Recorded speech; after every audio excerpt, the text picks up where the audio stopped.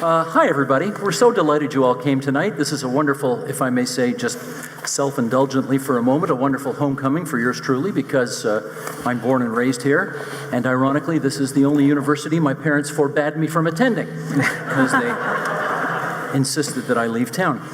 I did one of these before for the Socrates series, and my parents did show up for that one. I don't think they're here tonight because, like all good 80-year-old Jewish people, they're in Miami Beach right now, which is where they should be. Anyway, let's move along.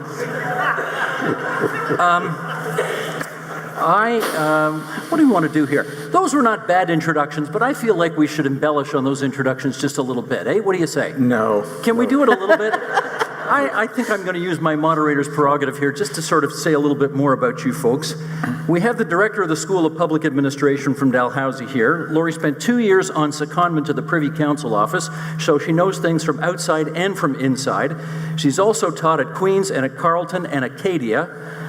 Can we please have a nice welcome for Professor Lori Turnbull right here?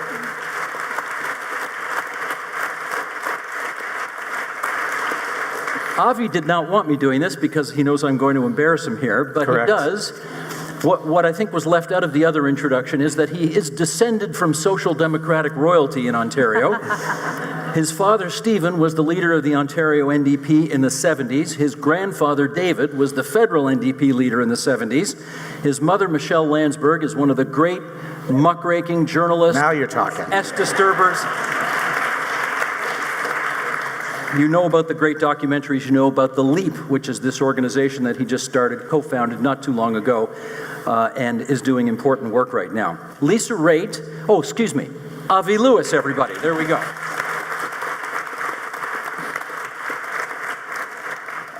Lisa Raitt may not, well, she may or may not like me saying this, but I wrote a piece not too long ago saying that in my view, she was the most popular, most respected member of the previous Conservative caucus on Parliament Hill, high profile, very thoughtful, great in question period, great work in parliamentary committees, particularly on the SNC-Lavalin investigation.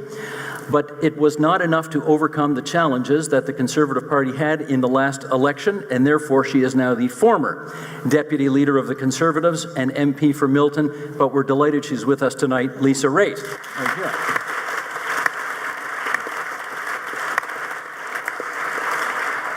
And now he's wondering, what am I going to say about him? No. I'm not worried about it. He's not worried, I know. This is not only a homecoming for yours truly, but for this man as well. Bob Rae's father, who was one of this country's great diplomats, was born 105 years ago, this New Year's Eve, in Hamilton, Ontario, Canada. And his son hasn't done badly either. MP in the 70s, leader of the NDP in the 80s, Premier of Ontario in the 90s, back to Parliament in the 2000s, interim leader of the Liberals, and in my view, saved the party from going under. They had their worst election showing ever. He took over and, frankly, saved the silverware. He's a troubleshooter and rapporteur for the Trudeau government on the tragedy that is the Rohingya crisis in Burma. He practices law now, follows his values to boot by focusing on Indigenous issues as senior counsel at OKT in Toronto. And as if that weren't all enough, he's got his own podcast now. It's called Political Stripes, and I highly recommend it. And I'm not just saying that because I'm the guest this week. There's Bob Rae right there.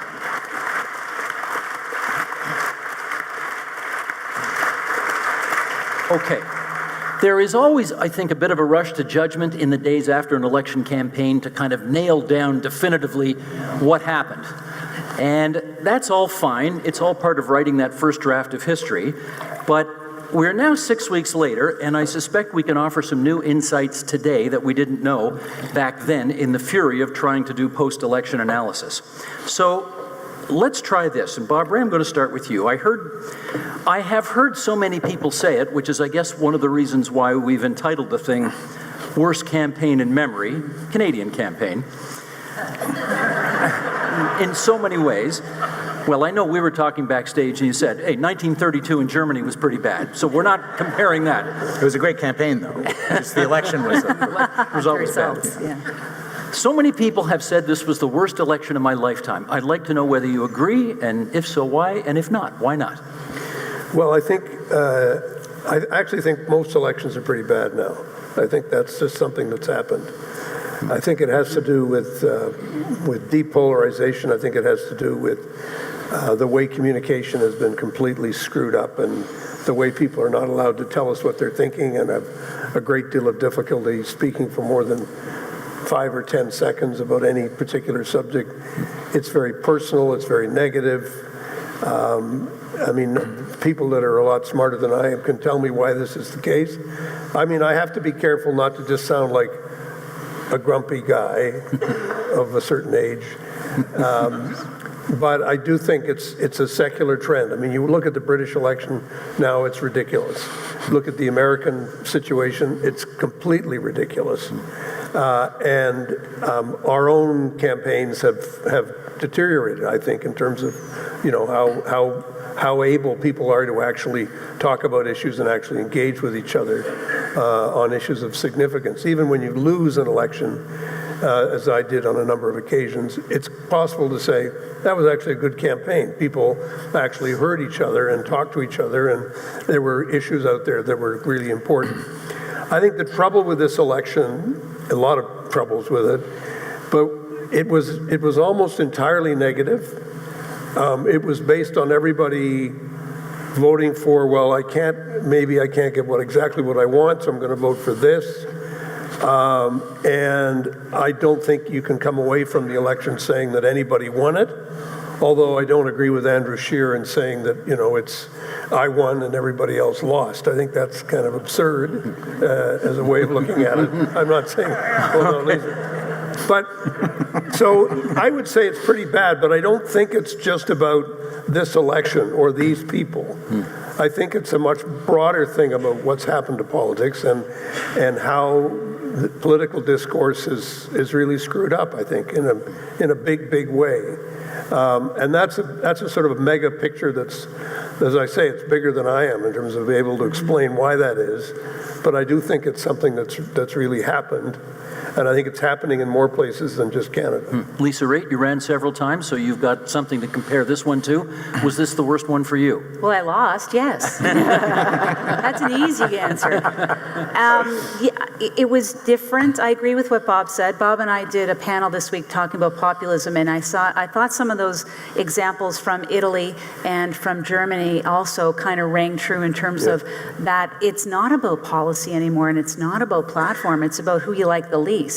And quite frankly, I did a little cramming, as you know, in the green room. Steve accused me of studying ahead. I was, because I'm sitting with very smart people, and it's my first time out, so I thought I'd crib from somebody else. So what I did do is I took a look at what some pollsters actually polled on after the election and what was the motivation for people to vote. And both Angus Reid and CRG came away saying that for the most part, people were motivated by whom they wanted to defeat. And that's both in the Liberals and in the Conservatives. And that, to me, is troubling. And it's what part of us in politics will try to do is determine, well, how do we get them to be on team whatever in order for them to say, then I don't want to vote for the other person. But the other side of it is, boy, that's not a great way to discuss policy in the country. And it's something that I think is worldwide. And I think it's experiencing it here in Canada is quite disappointing. And it does translate at the doors.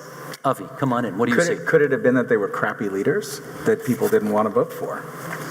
So I kind of feel like we're starting to blame the general culture of politics. The election campaigns, and Bob, you know this from personal experience, they have particular characteristics that relate to the political moment.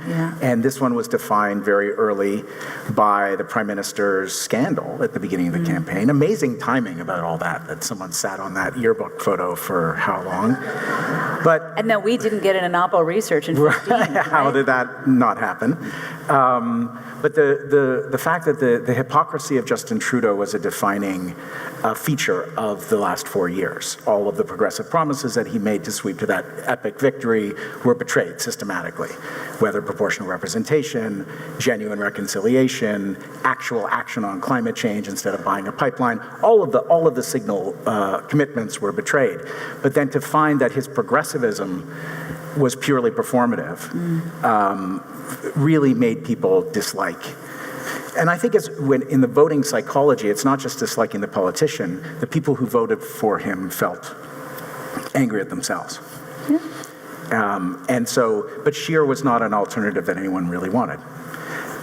So I think it's worth saying that the leaders of the two old parties did not have any real appeal, or their appeal had been sort of stripped away. I didn't think it was the worst campaign ever. I thought it was the weirdest in memory. Super weird things happened. One thing I was gratified about is that it was, to some degree, the climate election, finally. Yeah. Although epic failure of our political class and our media class especially, and I say this as a self-defrocked journalist. We talked about pipelines and carbon taxes for 4 years, and we couldn't find anything else to talk about in the election campaign when we're actually facing an existential crisis of survival. And we can talk more about that, but we squandered the climate election not actually talking about solutions at scale and at speed, which would, in the words of the Intergovernmental Panel on Climate Change, require rapid, far-reaching changes to all aspects of society. That's the only thing left that can actually turn things around in time. And nobody talked about that. And then it was the racism election. And there was freaking racism everywhere, just like out there in the open. And that I thought was terrifying, but also useful in some way, to just actually have to confront how much racism is in the skin, not just in the roots and the foundations of our society, but is still at the surface of our society. So I think that stuff, while ugly and disturbing, was helpful to actually force ourselves to look at. And if we have real conversations in the aftermath, this could have been a useful campaign. Gotcha. Lori Turnbull, how do you see it? Okay, so there's a couple of things that I think made this election a particular flop. And one of them was, I worry about the fractured nature of Parliament. We've got a number of parties in there, and we can see how not only where they are populating in terms of seats, but also their basis of support are very regionally based. And I'm not sure that that's because people are so excited about these parties. It's not the sense that we have so many parties in the House because there's so much support behind them and they're all great. I think it's a lack of ability of any of them to appeal broadly enough that they have a truly national base. And it seems to me like in a country like Canada, when we have very serious cleavages, divisions that we need to find ways to come together under the same tent. And that's what political parties are for. It doesn't mean the same tent every time. Hopefully not. In fact, it should mean they're all just sort of striving to get beyond their base, to bring people together based on whatever the common issues are at the time, whatever the dominant issues are at the time, whatever it's climate change, whatever we're talking about. And I just don't see that any of the parties or the leaders manage to do that. And that makes me stressed out for what might happen in subsequent elections, right? And I think it's partly because parties are getting smarter. They're getting to know us better. They're able to kind of micro-target. They're using social media. They're using what they know about us to be able to target messages very cleverly, so they don't have to appeal so broadly. They're able to appeal very specifically, which makes them kind of more sure about what their base is and more sure about where they're going to get their votes, but less of an incentive to take a risk to appeal beyond what their base is. And so if that's what we're left with, I'm not sure how we're ever going to come together. And the other worry I have is, this is the first election under the New Elections Act, or the Modernized Elections Act, which, some of us like and some of us don't for different reasons. But this is the first time that we're really trying to say, hey, it's not all right to lie in politics just because you think you might be able to get away with it. But in fact, lying was a major issue. And I'm not saying the politicians are liars. I'm saying, Why not? Why wouldn't you say that? Okay, we can say that. But it's also, like pandering to the crowd when you say stuff like that. That's an easy one, right? But, it's also, what can we get away with in a sort of Twitter era where you don't have to put your name and your face on the comments you make?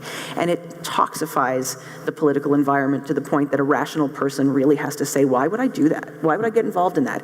And where are we then, right? Going back to that role of the parties, if very, very smart people are self-selecting out of politics because it's not a rational choice to get involved. You're, Lisa, the only one of us here who knocked on 30,000 doors during the course of the past 6 months. Yeah. So what was this election about? What were you hearing at the door? Well, first of all, I'll tell you that the electorate also lies.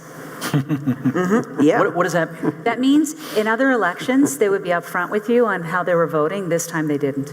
They were happy to tell you one thing and then go the exact opposite way. And that's why it was sometimes difficult in the GTA to actually figure out what was going on in terms of numbers. And one of the things that we had in our party was to be able to micro-target, figure out who in the House was going to be our voter, and make sure that we get that voter, not the whole House, that voter, to the polls on Election Day. And if that data isn't accurate, then you're pulling for no good reason at all. And we found that the data wasn't accurate, not because we were hoping that they were going to vote our way. We were very, very particular in making sure that the person said, yes, they're going to vote for you, but because they were just embarrassed that they weren't voting for me, they changed their mind at the last minute. So the veracity of what they're telling you at the door, they have permission to lie to you too. If politicians are lying to them, they feel very comfortable Seems telling fair, a white lie. Yeah, it seems fair. It is. I mean, it goes both ways. So that means it's going to be an interesting election in 36 months. Exactly how that's going to be dealt with. You're convinced 36 months is the length of this parliament? I believe that it was She a knows. very... She actually knows. Yeah. I do not know. It was a very Hey now. It was a very successful... Bob and I do get along, by the way. We do a lot of panels together.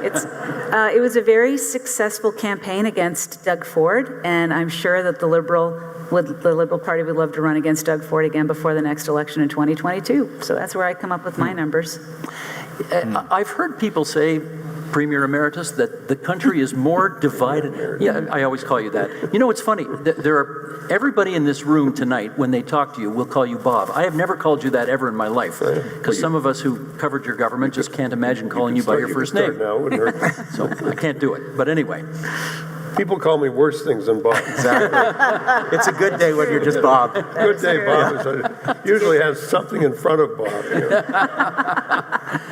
I have heard people say, yes, cell phones off, everybody, if we could. Just check, make sure cell phones are off. Like that one.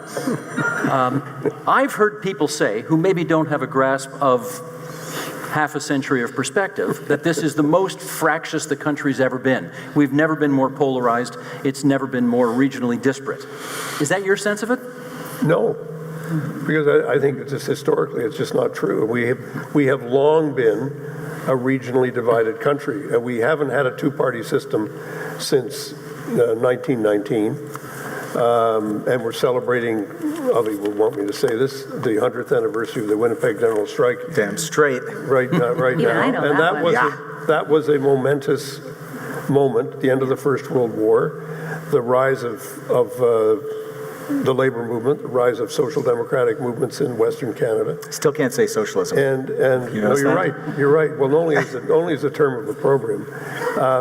It strikes me that it's important for us to realize as Canadians that our politics is actually very divisive, very regionally based, very fractious. And we like to think of ourselves as being this big sort of peaceable kingdom. It absolutely isn't true. I mean, if you go back and look at the Pearson minorities, they were very precarious. You had two, you didn't just have one social credit party, you had two. Imagine, two social credit parties, one based in Alberta, one based in Quebec. And you had the new Democratic Party and the Liberals and the Conservatives. And Pearson tried twice, he couldn't get a majority. And if you think that Pearson and Diefenbaker liked each other, there was a sense of camaraderie between them. It was incredibly bitter, personal. It was an incredibly difficult period, and then led up to the rise of the PQ in Quebec, and then the growth of the sovereignty movement there. So if people say to me, "We've never been so divided," I just say, "Get your head on. We've long been this divided, and here we are once again." I think the concern that anybody should have is, where is the leadership coming from in any party, which really grasps the nature of this division and how we're going to overcome it. And I think we're struggling to find that. And I think that's one of the things that has led to the kind of negativity that Lisa has described and that Lori has talked about, is saying, look, let's let's understand something. We're not voting for one party or another. We're voting to block getting this other party in, which we like even less. Yeah. And I think that's unhealthy. And it also prevents us from really dealing with big issues like climate change. Climate change is going to be with us as an issue increasingly over time. Like more and more and more people are going to, suddenly the light's going to go on saying, hey, yeah, right, let's get at this. It's taking a hell of a long time for the, if you like, for the political system to respond, not only in Canada, but globally. But we're behind in Canada. We're quite significantly behind the Europeans, and we are falling further behind because of the way provincial governments are even more regressive on this issue than the federal parties have been. Let me just follow up, Lori, with you on this notion, though. Even when Pierre Trudeau didn't have a seat west of the Ontario-Manitoba border, the Liberal Party was still getting, in many Western ridings, 25-30% of the vote. There were, I looked at the numbers the other day, there were ridings in Alberta where the Conservative candidate won with 85% of the vote. And the Liberals got next to nothing. Like that's Saddam Hussein territory. I wonder if you even, is the Liberal Party still a national party? Is the New Democratic Party with 6 seats in Ontario out of 121? Is it even a national party anymore? Are the Tories, who are kind of nowhere in Atlantic and in Quebec, are they a national party anymore? What's your view? Yeah, I mean, like to give, I don't like to steal other people's ideas. In the New Brunswick election in 2018, it was David Akin who said, on Global, why is the NDP even bothering in Atlantic Canada anymore? Right? And as soon as he said that, I thought, oh my goodness, like that, because you can see in some of the ridings where, like, the NDP has been traditionally quite strong in Atlantic Canada, different, more in Metro than other places and all the rest of it. But you can see the Greens creeping up in a lot of those places, and you can see, like, kind of People's Alliance in New Brunswick, like the ground under the parties is shifting quite a bit, and there are other alternatives now. And sometimes, like, and I think the media often glom onto this, like, look, the Greens are doing really well, and this is a sign of something positive for climate change. Okay, but it also means that some of those parties that traditionally had at least some basis of support, even if it didn't get over the hump to win, you see it's not quite there anymore. And there's obviously an electoral system component here too, right? If you keep seeing this over and over again, you know what? We've got X amount of days to campaign. We've got X amount of dollars. Some of them have less than X amount of dollars. We're not going to try, right? If we're not going to come up with a seat, it's just not worth it. And that becomes a rational calculation. Avi, do we really have any genuinely national parties in this country anymore? I think we're focusing too much on the parties. I think we have national experiences. We have virtually universal experiences. And I think this is like this is the elephant in the room for me in our political discourse. We have been living under austerity since Bob, really. And it's true. It's true. And this is a deep divide. Provincially. Everywhere. The manufactured debt crisis and deficit anxiety of the 90s. Mulroney was actually a Keynesian, in a lot of ways. He deregulated and he brought us the legacy of free trade, which devastated the manufacturing sector and locked in policies of privatization and deregulation, which globally led to the financial meltdown of 2008 and will happen again because we never fixed anything.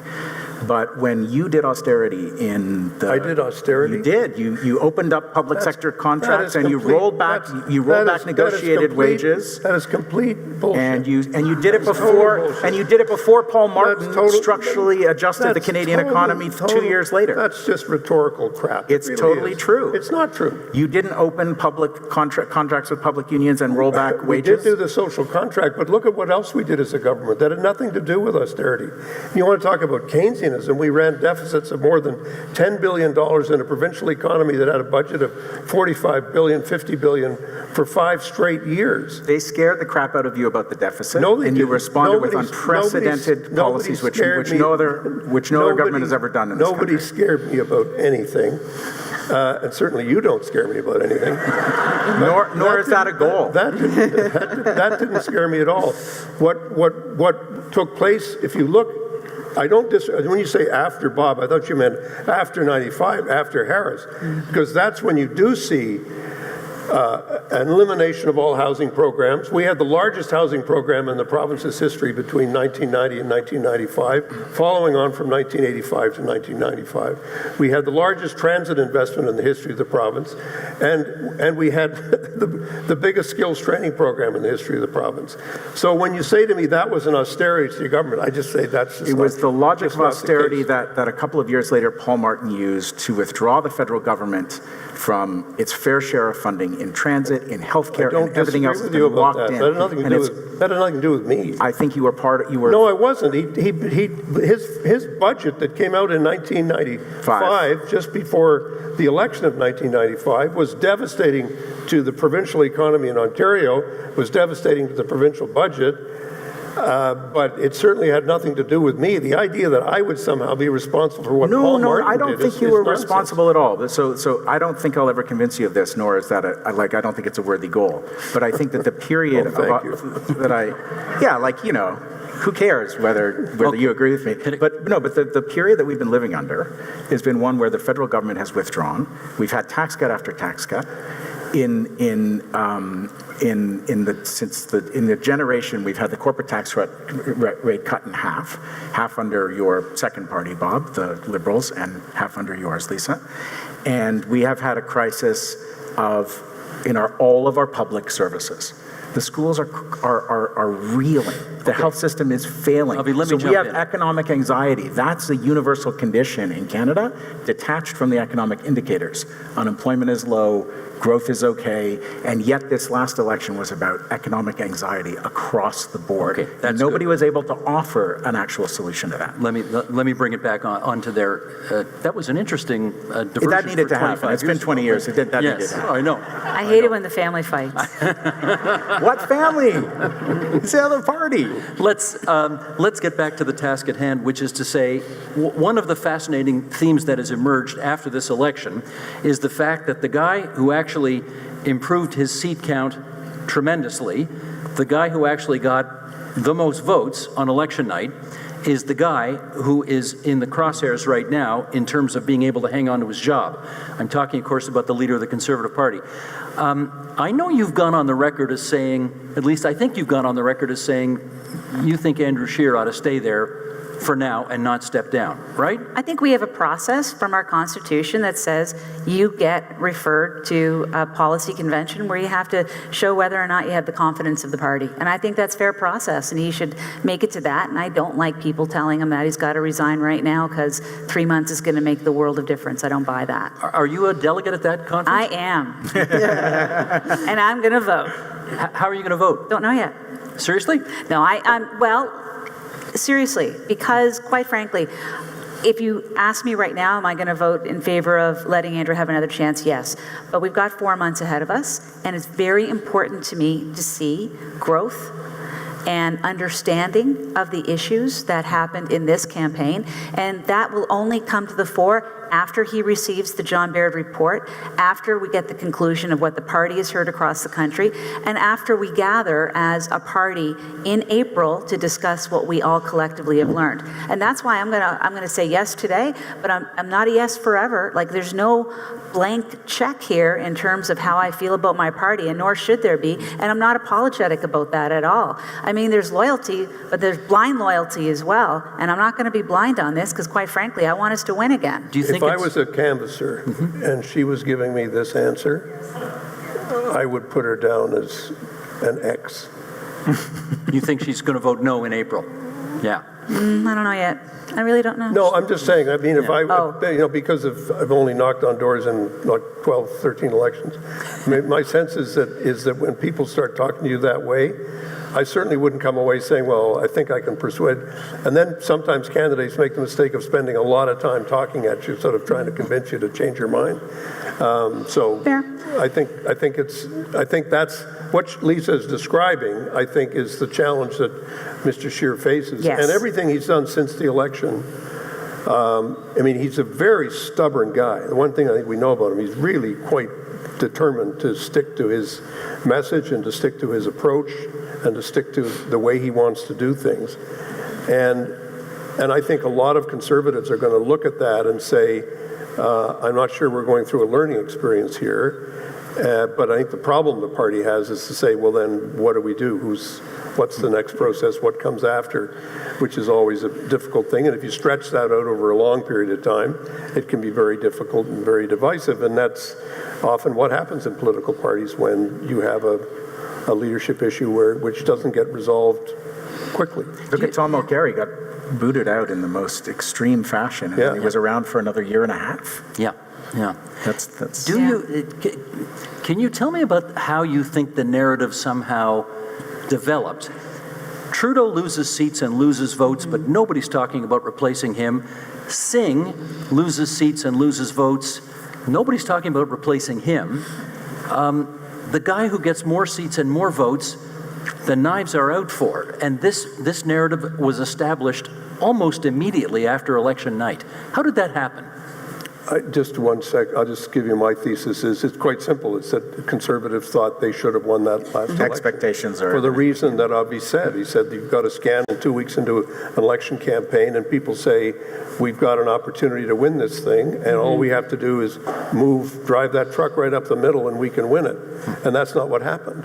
Hugely disappointing results in Ontario. Massively disappointing results in Ontario. And Alberta going, what the heck just happened? How did we lose this? How do you possibly lose this fight after everything that has happened and unfolded in the past 9 months? And quite frankly, it's not what happens to you, it's what you do in response.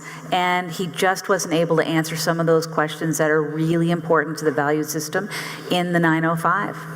And he continued to fumble them and Be didn't get... specific.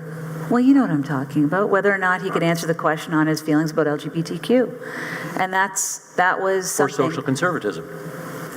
Not social conservatism. There's a difference, right? Okay. And I'll give you my theory on this for what it's worth. Since I'm unemployed now, I take a lot of lunches. Unburden yourself. I know. Say it all. I'll be sending business cards out later if you need if you need a recovering politician.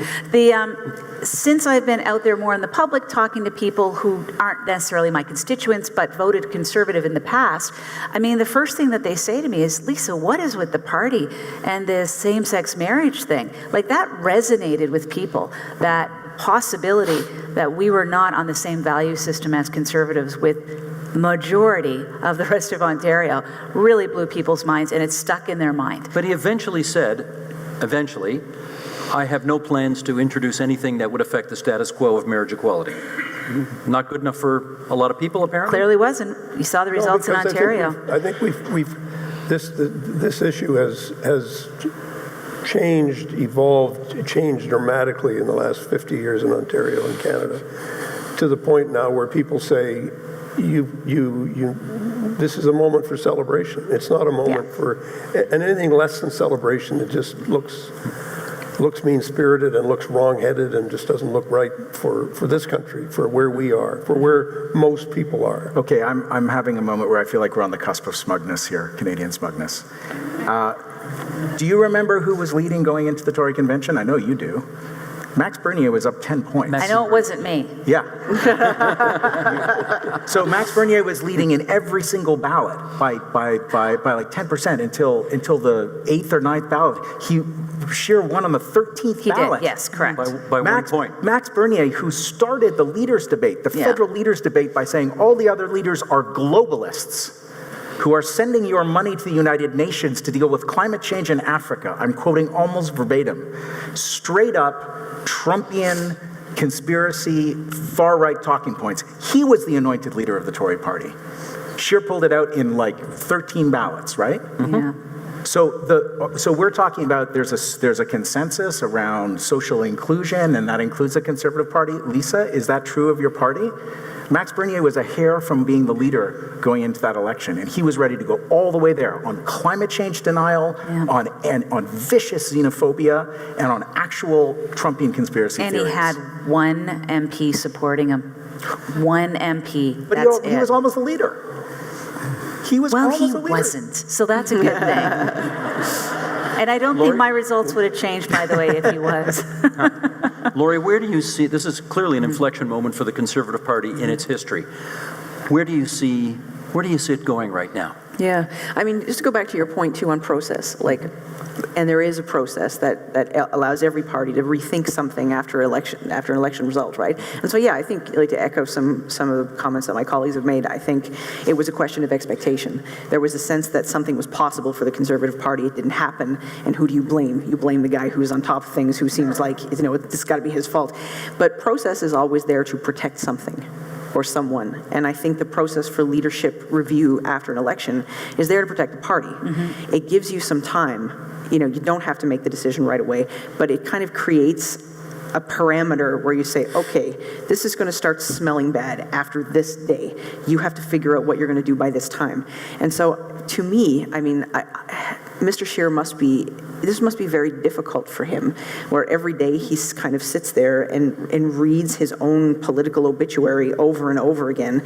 And it seems to me that every leader who has ever resigned after an election, whether you think they should have resigned or not, resigned to avoid precisely this outcome. Yeah.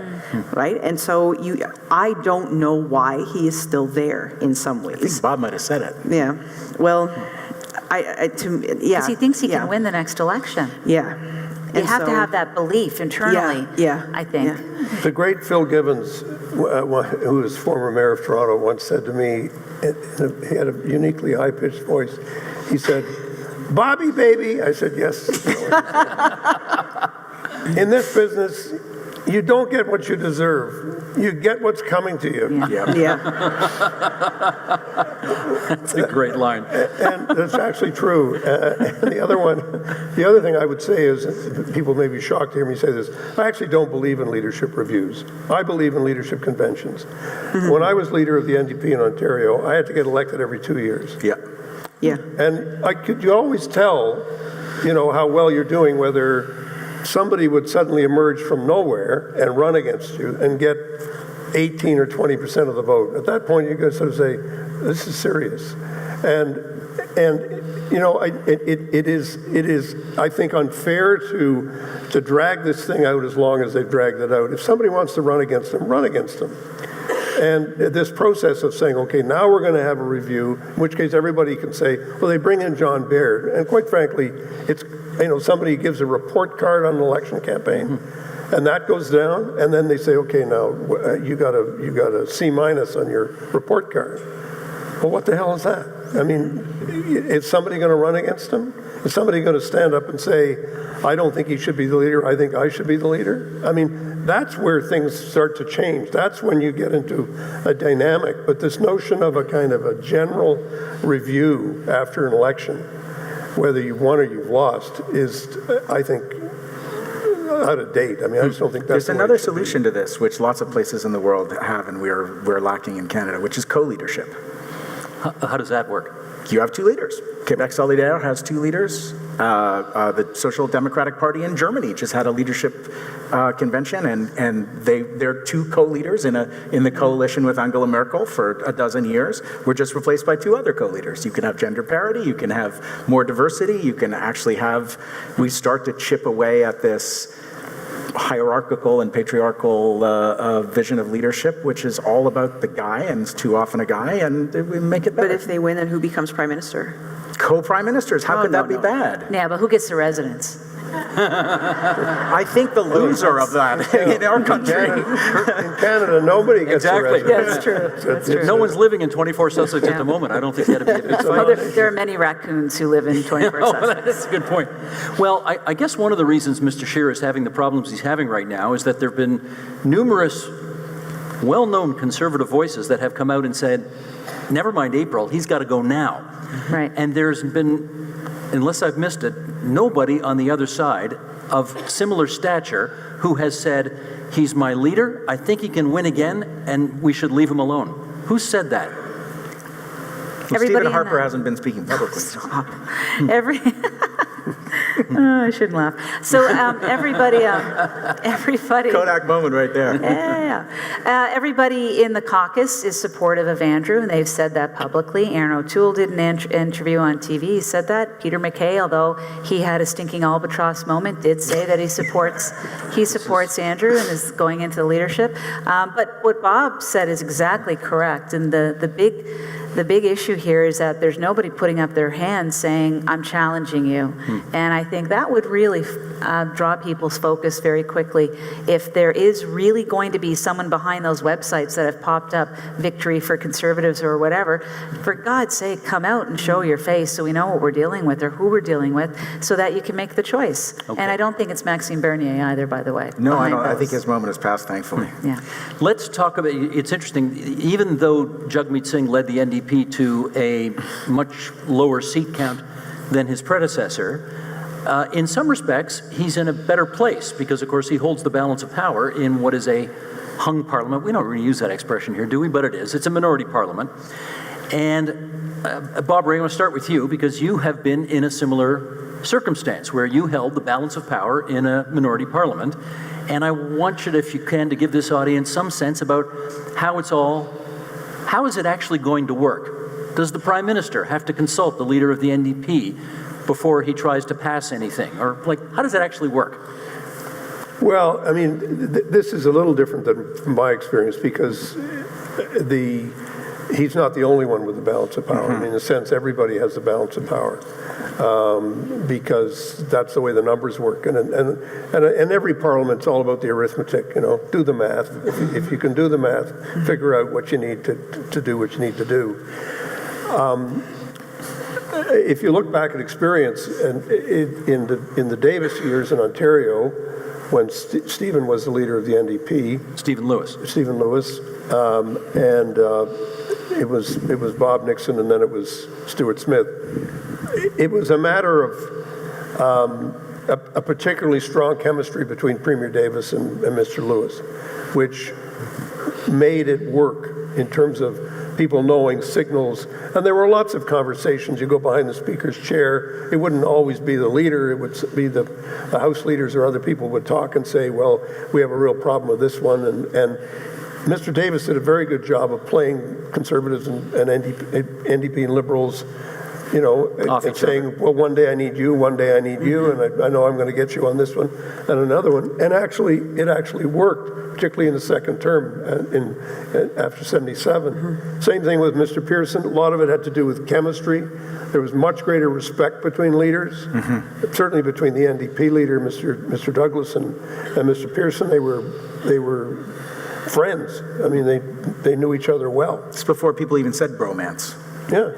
No, it's true. I mean, it's true. And the same thing was, and David Lewis knew Pierre Trudeau from his days in Montreal, and there was a connection, and there was a conversation all the time about, well, what about this and what about that? But none of that exists today. That's what worries me about to say that. What worries me about today is how much of that is there? And the answer is I don't know. Some of it will come. Some of it will come with conversation. But there's and it's a little bit the media in the sense that there's a demand in the 24/7 news cycle. There's a demand for somebody to say something all the time. And it's not even 24/7, it's like instant. Twitter, you've just been nailed on him. I mean, this dumb thing that happened in London. Everybody has to have a comment on it. Nobody can just say, well, that was kind of dumb, and just say, that's it. It now becomes a big issue. You got to deal with it all the time. And what that does is fuel the competition between parties. Because one of the things that I can certainly recall in my day was if somebody said, this is terrible, you had to say, no, it's a catastrophe. No, it's an absolute, complete, and total catastrophe. And then by the time you get out of that conversation, you've whipped yourself up to the point where you say, well, are you going to vote against these guys now? You say, oh, no. Then you start looking stupid. So this is where it's got to be more calibrated than it's been. I actually think there's an opportunity for some very good things to happen, and I still think that's within the realm of possibility. But I worry. I mean, I see this other climate of negativity. There's no great chemistry of respect between any of the leaders. They don't like each other that much, really. And I think the Trudeau event in London, is sort of like the shocking revelation that there isn't a single leader of the world who looks at what's going on in Washington and says, yeah, I really have a whole lot of respect and affection for that guy. I mean, what do you expect? I mean, it's sort of like, it just, to me, it was like, what a relief, to know that finally at least these guys know that this is all just a huge mess and they're all in the middle of it and they don't know what to do about it, which is exactly the case, I mean, it's universally the case. So, I mean, who isn't guilty of that in this context? Lisa, let me follow up with you on the notion of minority parliament. You sat in minority parliaments in the past. Yeah. Normally, whoever holds the balance of power is in a position to do, I don't know if dictating is the right word, but at least certainly making their view very plainly known to whoever's in power, with the threat that if you don't at least put some water in your wine to help us out, we pull the plug on you. Mm-hmm. Except that the NDP is weak, broke, deeply in debt, with fewer sort of resources and volunteers than maybe, in decades. So how do you see that dynamic playing itself out? Well, when our government fell in 2011, it was engineered by us. And I assume that the falling of this government will be engineered by the Liberals for the reasons that you gave, which is everybody's broke. Well, we're not broke, of course, but everybody else is. But we're not ready to run another election right now. Nobody is. I mean, the electorate won't vote for any of us. It'll be like a 40% turnout. They hate us all so much already. It's Actually, Jagmeet might do well in an election right now, except for the lack of resources. He was the only one with any momentum at the end of the campaign. And people were beginning to get to know him. Avi, I don't know. I'm not a partisan, man. But look, That's a just good so we're theory. not mistaken here. You're not a partisan. I am not. In 1987, when I was 20 years old and I was Bob's roadie, I already felt that the NDP had moved so far to the right that I wouldn't vote for them. So I'm not, I don't bleed orange like other members of my I family. gave this guy a chance. And I didn't think I think Jagmeet made massive mistakes after not going into the House. It was a catastrophe. The reason that he's not paying for the result is that the expectations were Low. unbelievably low. We need a new word for where the expectations were. But his demise was declared universally in mainstream media, and it turned out that he loves campaigning, and he was able to be real, like an actual human being in the debates, and he connected with people, and his he French was really experienced good. disgusting incidents of racism and didn't just punch that guy in the Atwater Market, which... That was a moment, wasn't it? Yeah. That was a real moment. Yeah. He ran a very good campaign. I don't think there's You all any know what we're question. referring to, right? That moment where somebody, I think it was in Montreal, approached cut off your turban. cut the off your guy turban. said. You're in Canada, And he didn't, as Avi said, he did not punch the guy right in the nose, which he would have been maybe within his rights to do. He just said, hey, man, we live in Canada. We can dress any way we want. Mm-hmm. He responded with love. It wasn't just rhetoric for him. Mm-hmm. That was a seminal moment in the campaign. Maybe the only good moment in the campaign. One of a few.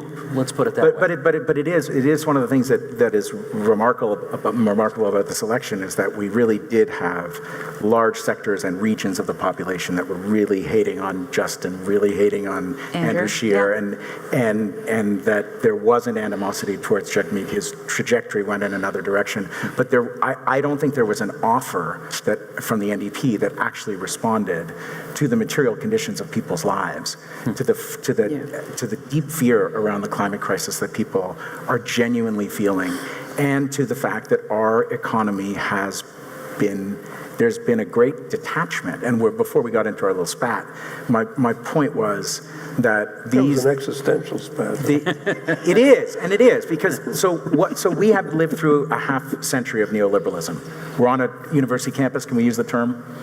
Okay, thanks. So the last 40 years of it have been the triumph of neoliberalism. And if we go back to 1988, the moment when the climate crisis actually became clear, Jim Hansen testifies in the US Congress. He's 99% sure that it's happening, and it's a result of human activity. And Time magazine puts the endangered Earth as the planet of the year on the cover. 1988, we were going to do something about the climate crisis.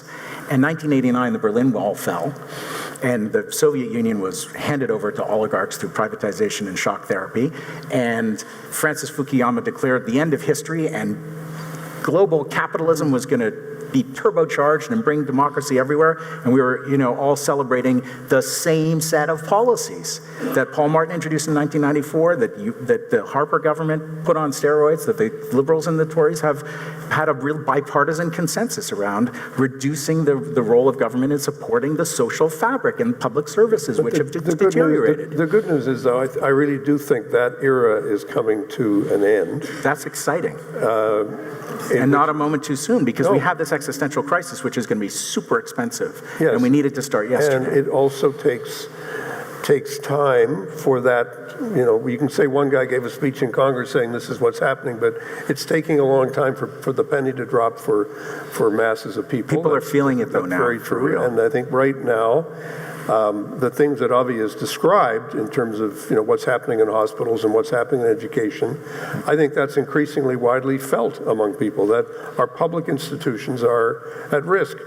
A critical moment yesterday in Toronto, Mayor Tory announced that he's going to raise the property tax. And he's going to have massive support to do it, I predict. Why? Because finally, and many of us have been saying this to him for a while, is there's nothing wrong with the city trying to solve its own problems and then getting others to follow suit. And if you can say the tax cuts are stopping, we're going to have to inject some public capital into the infrastructure of the city in order to make it work, I think there's huge support for that. And I do, but it takes a moment for somebody to say, enough already, we're not going to do what we've been doing, we're going to do something else. And I think that moment is coming. It's got to happen federally, though, no? And provincially. But the question is getting the right people in the right place to do it and say it and take us down that road. And I think that's going to be the test of politics in the next decade. The politics of laissez-faire, neoliberalism, whatever you want to call it, is not going to get us through the challenge that we're facing, the disruption of climate change, the disruption of new technological change and ever rapidly growing tech change, the way in which the world of work has been completely transformed. None of these things are going to be fixed by the old ideology. It's not going to work. I wonder, though, whether we're a little off the path here, but I Good. I like. Well, yeah, no, that's okay. Bob just said he's working for the Leap now, basically, in that last comment. So we've got big changes ahead. But They're working John for me. They're working for me. John Tory's approval rating is stratospheric, and he's also said he's left the door open because you have to do that, but he's probably not running again. I wonder if those are the necessary conditions that a politician has to be in order to risk raising taxes.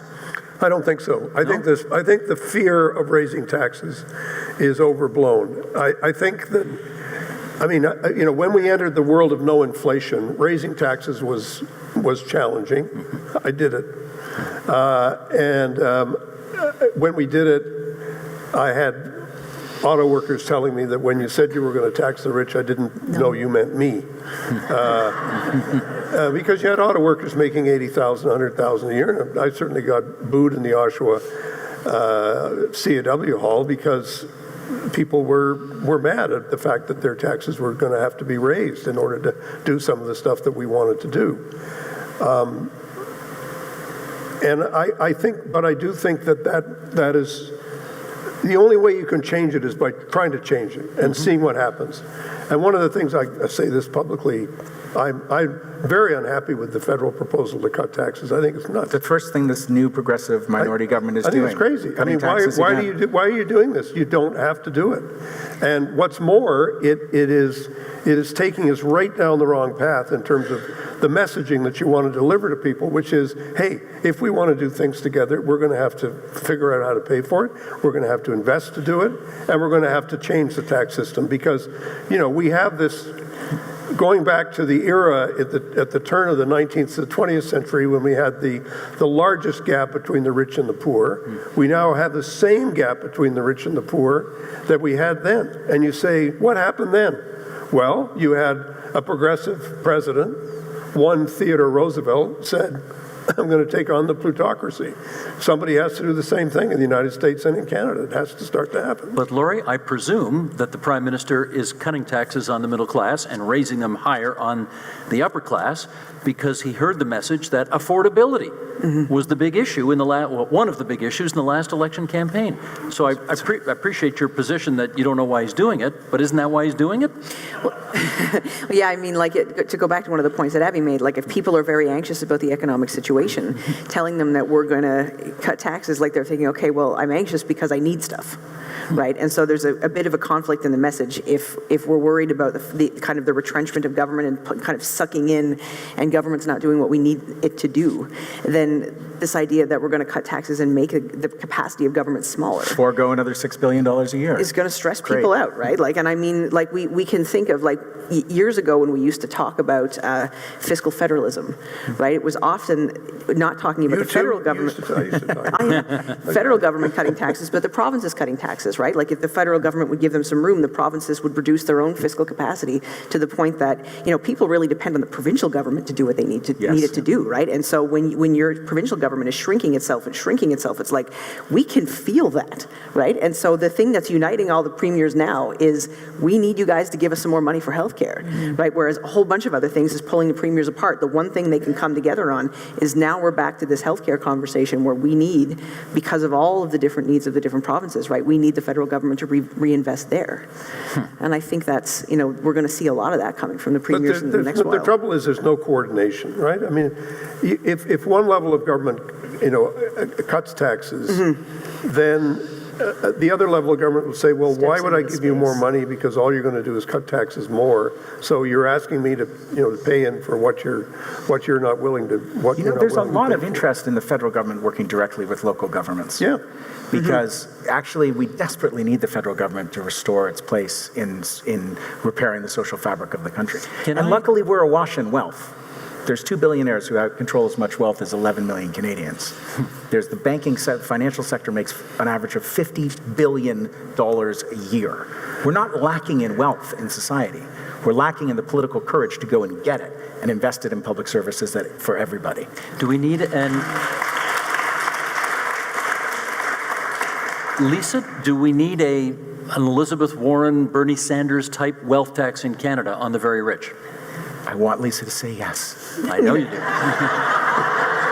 How can you say yes to that? I cannot say yes to that. I'm just sitting here quietly while you two reorder my entire world around me. Get used to it. Disruption is coming. Look, I'm from Cape Breton. I've been disrupted enough, for God's sake.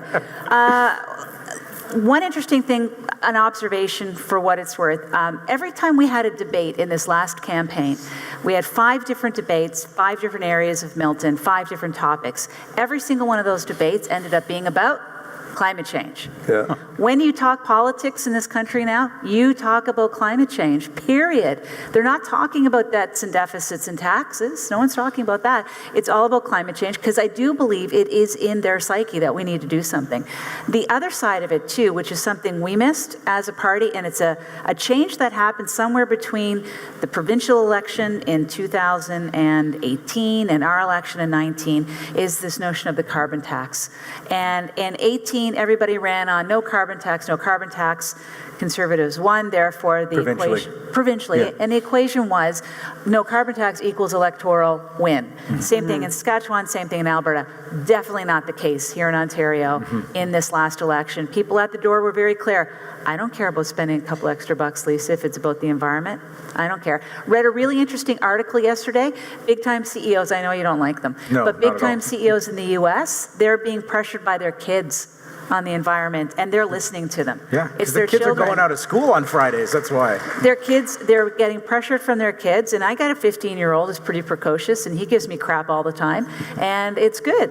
It's that's what should be happening. So the advocacy is happening wherever you're encountering it, but politics right now, right here, is about climate change. And if we don't have a leader, I'm going to be very clear, if we don't have a leader that is going to get their head around climate change and come up with a proposal that makes sense for Ontarians, then we don't have a path to victory as the Conservative Party of Canada. And I think Mike Chong was onto something. Maybe he was a little bit too early. No, he was definitely on something. But the other interesting shift that's happened, I think, is globally, is people will have seen that Mark Carney, who's a Canadian, Yes. former governor of the Bank Yeah. of Canada, governor of the Bank of England, just about to retire now, has been asked by the Secretary General of the UN to head up to be the special rapporteur on climate change and finance.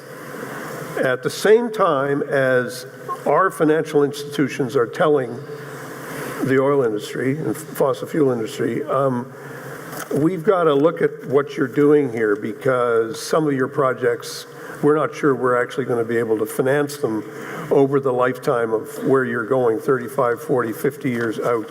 How many stranded assets are we going to have? How's that going to change how we do things? Alberta just had a downgrade. Now, look, I have more than one, so I know what that's like. And what was the reason that Moody's gave for the downgrade? It's because saying you're too dependent on one industry, you're too dependent on fossil fuels. There's a difference between the signals and the noise. You've got to understand this is a signal. This is a big signal that's coming, and it's going to have a significant impact on our economy, and it's going to have a significant impact on the provincial economies, and it's going to force change in a way that if you take the demonstrations and you take the Greta factor, which is a huge factor in terms of public awareness and the whole change in mood and in temperament on the part of younger people, totally justifiably, you take that and then you say, okay, now we've also got the bankers saying, wait a minute, what are we doing here? We have a tragedy at the horizon. We're not doing now what actually is going to make sense for our future. We're letting our future come to us, and we're not planning properly for it, and we're not taking care of it. And I think we're in the middle right now of this change. It's just sort of happening. It's not fast enough, and we can't rely on the goodwill of bankers to get us out of this. It's not about goodwill, Avi. It's about the bottom line. There was a report that came out today, the Oil and Gas and Climate Change report, that looks at the future of the oil and gas industry. There is $1.34 trillion of new oil and gas production planned in the next 5 years globally. 85% of it is in Canada and the United States. We are hurtling in the wrong direction, and tectonic shifts in what finance people finally understand because they have kids is not going to be enough. No, we need to change direction. The UN GAP report that came out last week, that we're on the road to an over 3 degrees Celsius warming world, requires that we cut emissions 7.6% a year annually globally, which has never happened before. I'm going to say it one more time. The IPCC says we need rapid, far-reaching, unprecedented changes in all aspects of society. We need to transition how we get around in cities, where our food comes from, where our energy comes from. We need a Green New Deal immediately to change direction as a species. Okay, And we need, and if we're talking about elections and where we're headed as a country, we have to talk about where we're headed as a species, and we need massive change. And luckily, everybody needs massive change anyway, because people are working for algorithms, don't even have bosses anymore. There's a debt bomb in Canada where we've added $870 billion in household debt since the last crash. And everybody is precarious because people know that all our systems are breaking. We need big solutions that fix everything. so let's come full circle, one more go around here, and then we'll get this audience in, and you can ask some questions to our guests as well tonight. Lori, start us off here. Is this Parliament capable of taking on the agenda just described? Yes. And I think that one of the reasons that it is there's some very smart people in there. B, they've all got an incentive to try to make this work for a while. I hope that Lisa is wrong about her projection in terms of how many months this is going to last. I fear she's not, but I hope she is. Because you want it to last longer? 4 years. You want the whole 4 years? I am one of those diehard people who thinks Parliament should last 4 years. Yeah. But I think, part of it too is sometimes in our lives as Canadians that we've gotten some really important tectonic shift stuff done is during minority Parliament. And in a way, it's not not because they get along better in minority parliament. They actually don't. It's because if you're going to make a major change, sometimes it helps to have more than one party buy into it. And because that way you're sort of sharing. Cover. Yeah, you've got cover. And if you look at some countries where minority parliament, they use parliamentary systems and they have so many parties and so many divisions that minority parliament is the norm, and because most of them use PR, it's much more common to have some sort of sense of shared governance and collaborations, which kind of speaks to your two-leader model, but it helps them to develop projects and scenarios that are going to surpass the life of any government. And chances are somebody who was party to that, whether, if we looked at a Liberal NDP coalition, are both of them going to last to the next coalition? Probably not, but one of them probably will. And there's a sense of shared responsibility for projects. And especially if we're talking about something that's going to cost a pile of money or that's going to involve a whole bunch of risk up front, have more than one person sign the paper, right? Have more than one person at the table. And so I think we might actually be on the verge of something good. And every party, in my view, has a really strong caucus. Every party has extremely smart people in there. And I don't think that the Liberals aren't talking about a secession plan. They should be, if they're not. I think there's plenty of people who are chomping at the bit to see when this whole thing might, when they be having a leadership convention too. And so I think this thing has got a lot of legs to it. Lisa Raitt, can this parliament handle that kind of agenda?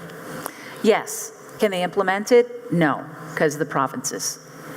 Explain. What do you mean? Because farmer care is not going to get implemented unless the provinces buy in, and they've already said they're not interested. They're interested in the money. Yeah. They want the money for health care, but they're not interested in being told what to do with it. And that's what I see as being the big elephant in the room. It's great if we all sit down in the federal system and figure out this is the way it should be, but on everything, on affordable housing, you got to go through the province. On health care, you got to go through the province. On immigration, you're going through the province in some cases. So it's going to be easier for them to get to consensus in Ottawa than it is for the federal government to implement it. Bob Rae, can this parliament handle that kind of an agenda? Yes and no. I mean, yes, I think they can. I think that, if you can't do it through, in terms of infrastructure, let's say, if you can't make progress with a province, you just go straight to the cities and say, we want to do this with you. And most of the big infrastructure projects that involve public money and involve a shift in transportation and things of that kind, you can do directly with city governments. You don't need the provinces to get in the way if you don't feel you have to do that. I think on pharmacare, actually, I think there is a deal to be done, but it's expensive, but it can be done.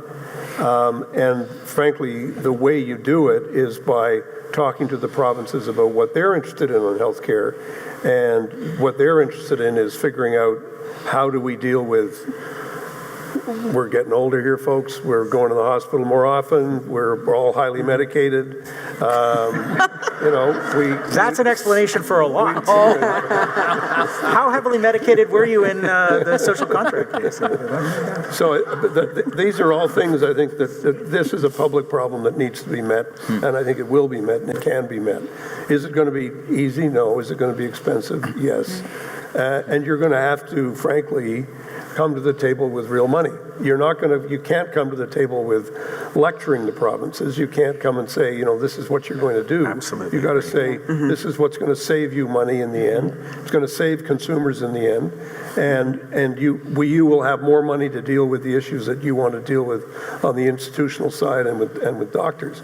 So it can be done, but it's going to take leadership and it's going to take some cash. Are they willing to do that? I hope so, because I actually think that the government won't be reelected unless it embraces some big ideas and actually executes on them. I think the ideas are one thing. I think the execution is key. This has got to be about actually getting stuff done. And if they can do those two things, then they can get reelected, which is what every government wants. And if they can't do those two things, then they won't be. Right. Yeah, Susan Delacour said yesterday, and I thought it was very insightful, that this government has to stop telling people who they are and start telling people what they're going to do and get it done. And that's the performative thing there. I saw the change in the speech from the throne today. They didn't talk about who they were. They talked about what they want to get done. Yeah, no, it's true. Gotcha. Okay, can we have the lights come up in the house a bit, maybe? And feel like we're on Carol whoever Burnett. has questions here. The lights. There we The go, lights, that's great. everybody. Okay, this gentleman and then this gentleman here. We've got microphones coming down. Adeline's got a microphone. And sir, if you would, start us off. Thank you. Thank you. My name is Fred McGarry. My wife is a politician. So I was quite surprised that other than Lori's opening remarks, none of you mentioned the effect of social media and what we should be doing with those platforms. To my mind, it's been devastating to the political conversation in Canada and elsewhere. Fred, I think we did touch on it a little earlier. Mr. Rae made mention of the fact that we have no time to think about anything anymore because an issue happens and it explodes now. Apart from the curmudgeonly take, which I quite agree with, although, Bob, you're quite good on Twitter. Sometimes, yeah. Thank you. I'm not, so I say that as someone who's not. But actually, there are benefits to social media that are really important. I think because we've talked about this, I think we're failed by our media massively. I think the fact that we had spent 4 years arguing about a pipeline versus a carbon tax is the most epic abdication of the responsibility of the media class ever. The only question anybody should be asking if they have a politician in the chair is, what is your actual solution to this existential crisis? What is your plan, right?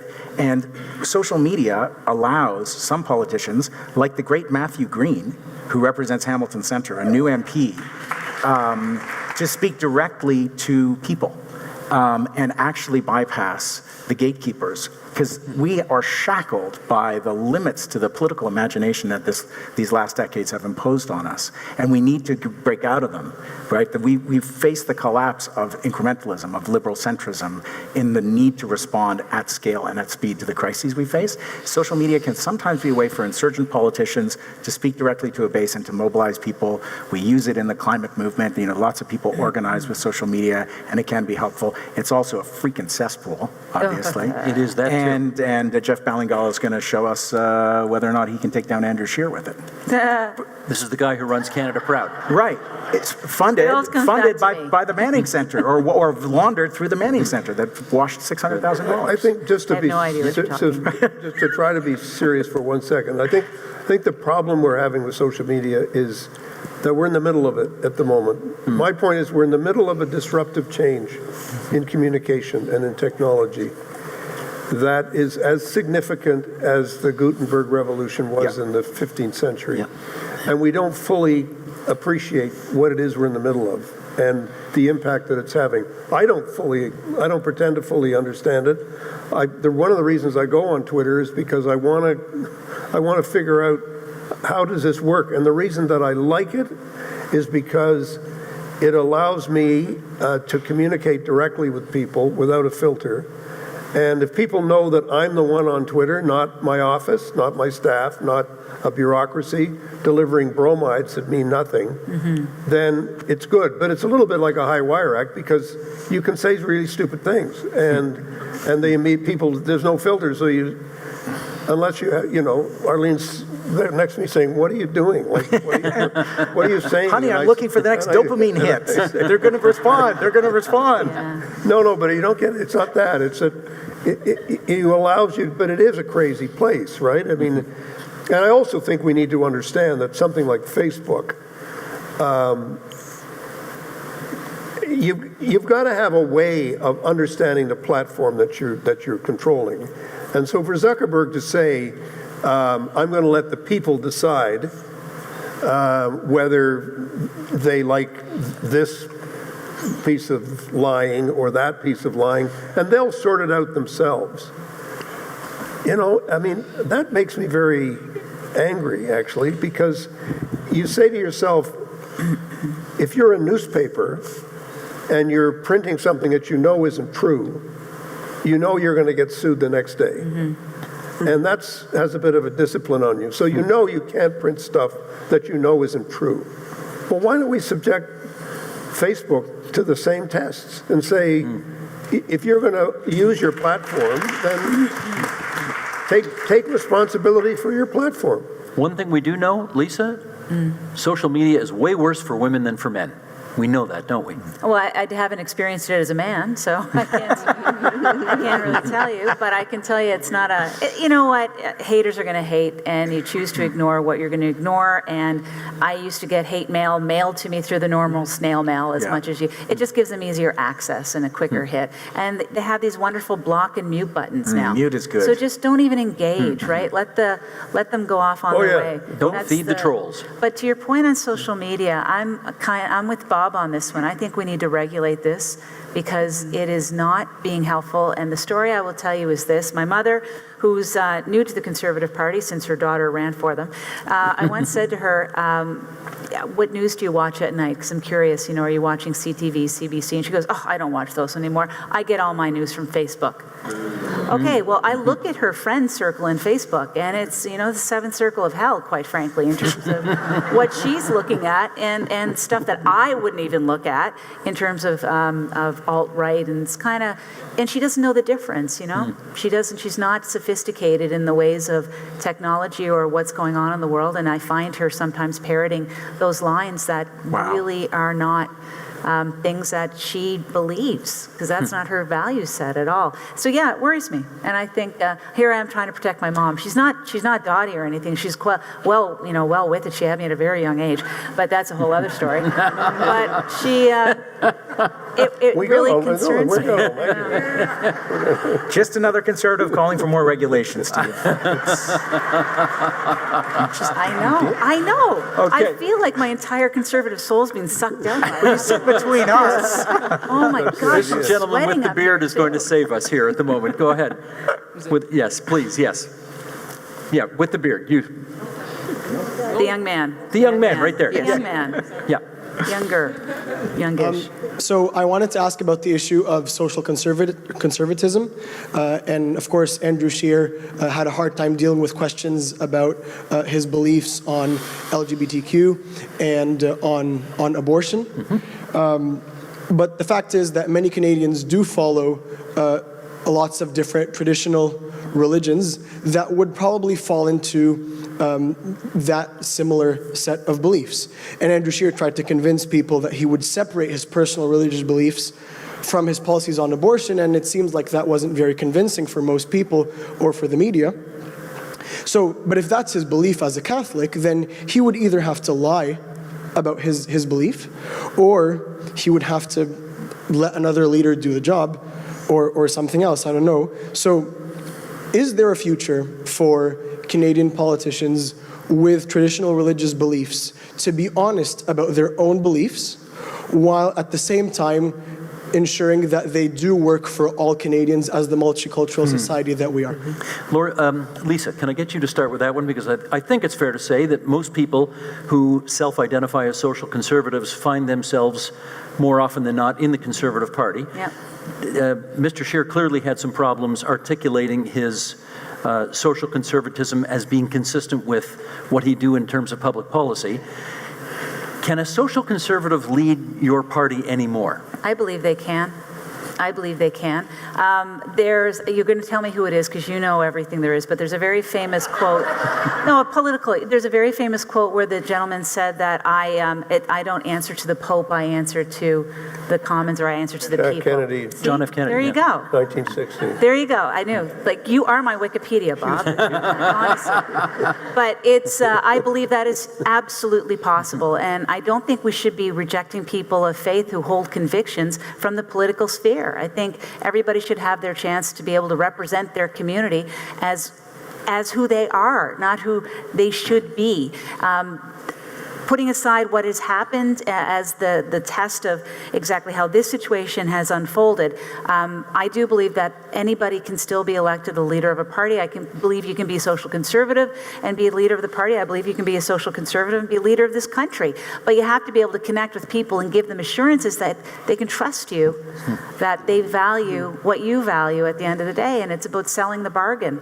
And so I think it's still possible, and it'd be a shame if we say that if you believe X, you can never be the leader of this party or this country. I think that would make me sad. That would make me sad. I think it's accurate to say, Bob Rae would know better than me, but I think Paul Martin is a church every Sunday Roman Catholic who deeply believes in his Catholicity, but I also don't Catholicism. Catholicism? I like Catholicity. think... Yeah. Okay. I thought that was... It's I called, thought- it's a Paikinism. I thought that was the Police's fourth album. What did you say, Judaicity? But I don't... Judaicity, yeah, your Judaicity is... But I don't think anybody ever thought Paul Martin occupied the Prime Minister's office to be the champion of Catholic views in the country and Yeah. bring that into his public policy. Right. That's the test here, I guess, right? Big difference between social conservatism as a matter of personal belief and as a political strategy, right? So when you were, remember when you were Minister of Legislating People Back to Work? I was a minister Sorry, going helping through- with the national economy. Yeah, I remember that. Yeah. When you were Minister of I remember. Strike Breaking? Yeah. Yeah. So, I was a minister of accelerated mediation, maybe. wasn't, that's a dangerous euphemism. Wasn't Jason Kenney kind of dispatched to cultivate immigrant communities for the Conservatives based on shared social conservatism? As a sort of media consumer, my impression was that that was his brief politically, that he was going to connect with different communities. Traditional communities that held the same value system. Yeah. Yeah. So that's a political strategy in the 905 particularly, right? To actually identify social conservatism across communities that had traditionally voted Liberal because of immigration and the sort of weird stories that we tell ourselves as Canadians about Trudeau the First and all that, right? Right? Did you want in on this? Yeah, I mean, I think, going back to the question about social conservatism, I think the question is, there's a difference between running the country as a social conservative and being a social conservative yourself. And you can replace social conservative, by the way, and choose other things, right? But I think the question is whether we know the person and we trust the person, to go back to what Lisa said, and we understand why they want the job. And so I think, to go back to Paul Martin, I don't think he ever hid the fact that he was a practicing Catholic. It was a different time then, and we see things through different lenses now. But people had a sense of why he wanted to be Prime Minister, and nobody thought he was there because he had particular religious beliefs that he wanted to make policy. I think in the case of both Mr. Singh and Mr. Scheer in this election, we didn't have the sense going into the campaign that we knew them very well. And with Mr. Singh, I think we got the sense over the campaign that we started to get to know him. Now, it was for a few reasons that we didn't know him, right? Because he was so long to get into the House of Commons. I think that was a major problem for the party, and it wasn't entirely their fault. But he just kind of took forever to get to know him, right? Whereas I feel that we are still trying to get to know Mr. Scheer, and so there isn't a counter narrative to say he's not here for social conservatism. He's here for this. Right. We don't know what this is, or at least I don't. And I think when you hear other narratives coming up about, oh, he's a dual citizen. Oh, we didn't know that. Oh, and so it's kind of that kind of thing starts to develop a kind of, who is this guy? Not as advertised. Yeah. Not as advertised. Interesting. Yeah. No, but just to come back, because I think it's a real issue. It's a really fair question, and I don't think there's a lot of difference among us. I think what we're saying is, certainly what I feel to be the case is, there's a very big difference between saying this is what I believe for myself, and this is what I practice. This is who I am. And then saying, if I have enough votes in my caucus, I'm going to try to impose those values on you as well. And I think if you look at the abortion debate in the United States and the way in which the socially conservative issues have become huge political issues, that's where you get into a problem. That's where the issue of, well, what is your faith? It speaks to, well, what is your political platform? Which team are you on? Yeah, which team are you on? And so I think in Canadian terms, up until fairly recently, we've kind of, for the most part, when you look at capital punishment debates, the evolution of policy, and not just policy on abortion, but also the practice of where it's done, the whole question of LGBTQ rights, and how we now look at that no longer as a matter of privacy, but as a matter of celebration. These are things that evolve all the time. The comment that was made by the new deputy leader, your successor, the Liberal. Why are you pointing at me? I know, just Is this Leon Alislev? Yes, the Conservative Party, when she said, well, nobody asked him about whether he'd go to a St. Patrick's Day parade. And my answer to that, on Twitter, by the way, if you want to see it, was to say, well, if a political leader said, I'm not going to go to a St. Patrick's Day parade on principle, people would say, what principle? Like, because you don't like Irish people, or, what's your point? And at that point, it would become an issue. You say, yeah, that would actually be an issue. So I really think we're at a point now where it's all, we can talk about the separation between the private and the public, but when your private views become a public platform, then you have a problem, and then it becomes an issue. And I think that's exactly what happened. And that's, I think, where there has to be a real understanding of what's at stake in that. Okay, let's do. One of my responsibilities tonight is to make sure that we finish on time. We're a little over time right now, but I see a lot of hands, so I don't know what to do. Should we keep going a little longer? Well, the parking lot closes at 10 p.m. My car gets trapped. So. Let's do this, and then, I need to get my car. Yes, please. Yes, I'm Dahadinho from Six Nations. That I'd first like to comment on the composition of the panel. The last panel had one woman and 5 people. We've got some progress in now having 2 women on a panel of 5, which would be great if this was the 1960s, but that's still about 60 years ago. I'd like to see a little bit more diversity in terms of color. Having an all-white panel is rather disgusting on talking about an election that was so pivotal. We now have an election that has a short leash on the government. Max Bernier, in his racist attitude, got his ass kicked. And Jody Wilson-Raybould got elected as an independent, and undoubtedly is going to be quite a mover and shaker despite her independent status. So the major issue that was raised tonight was climate change, but Canadians also want to see the Indigenous situation with respect to missing and murdered women and water addressed. And that was not raised tonight, and that's why you should have a greater diversity on your panel. Thank you. That's a great. I guess I should say, fabulous points, duly noted. I would merely make the observation that none of these people is to blame. They accepted our invitation to appear tonight, so the responsibility should be with me and the organizers. So I thank them for being here, but it's not their fault. It's mine and the organizers. Duly noted. Thank you for that. Microphone to this gentleman in the front.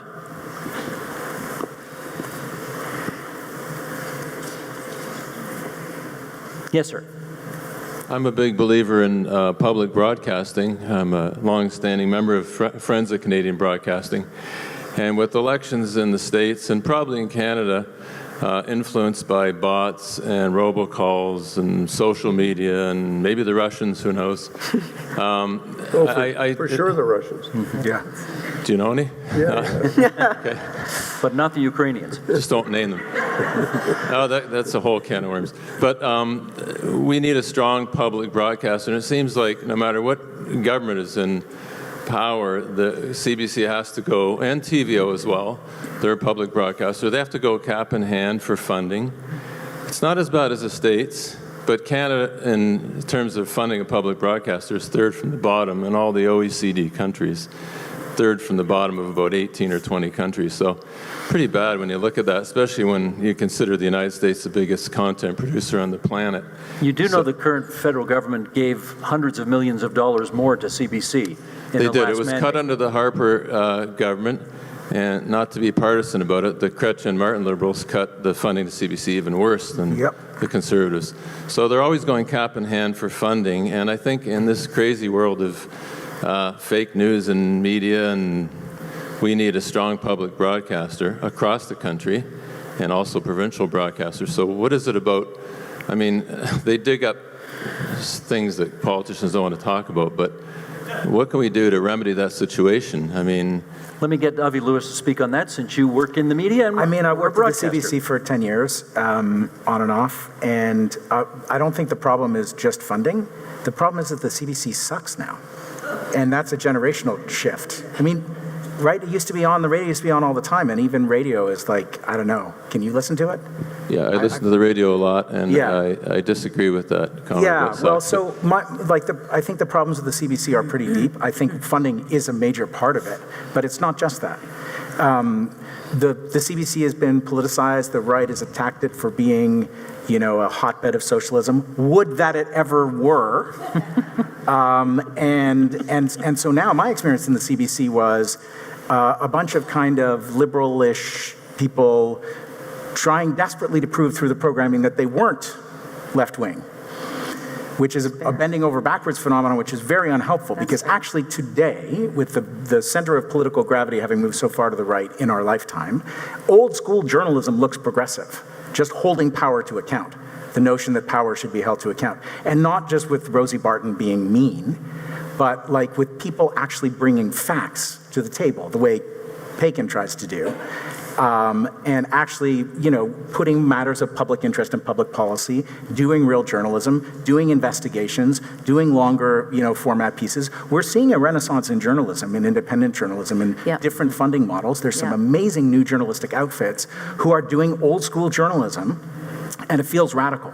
There's no reason that the CBC can't do that, except for a stultified culture which actually requires that the administrative floors be cleared out and start from scratch with a decent budget and maybe a broadcast levy like in the United Kingdom. Can I ask you, so that sir, people actually have money. Do you favor the current policy of giving $650 million to newspapers, for example, to help them weather the storm? I do. Well, I do, because right now the federal government, for whatever reason, they're giving a free ride to social media, Facebook, Google, Amazon. They're not paying taxes and they're not paying HST. They're getting a free ride, and yet the newspapers and periodicals are being taxed. Yeah. You can advertise and write it off if you do it on social media.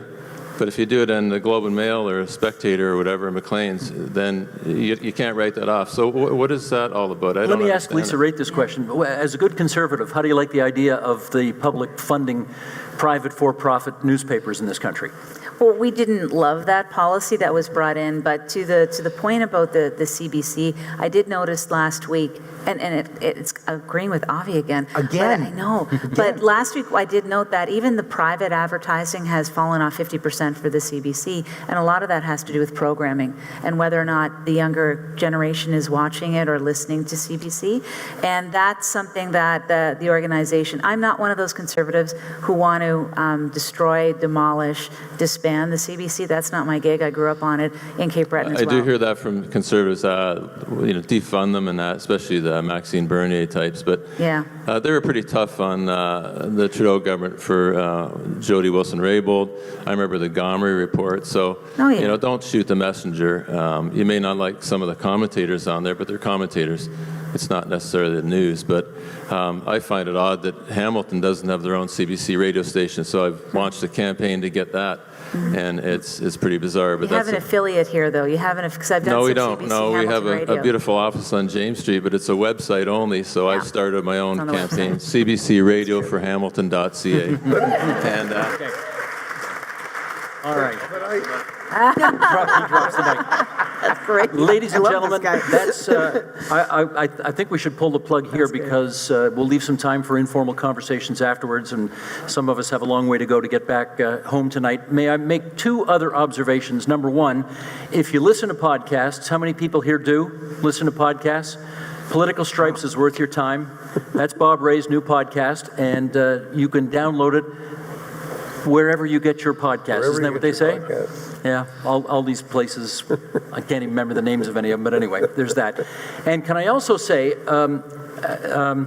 tomorrow's a very important anniversary in this country. It's 30 years since École Polytechnique in Montreal. It's the worst mass murder in Canadian history. And if I say so myself, we taped a pretty extraordinary program today, which will, it's on right now, but it'll be repeated at 11, so go home and set your PVRs if you don't want to stay up that late. We had one of the survivors of the Montreal Massacre on the program tonight, and she's amazing. She's extraordinary. She was empathetic to the man who shot her 3 times. And I can tell you, I'm still, perhaps you can feel it, I'm still affected by what I heard when we taped this 10 hours ago.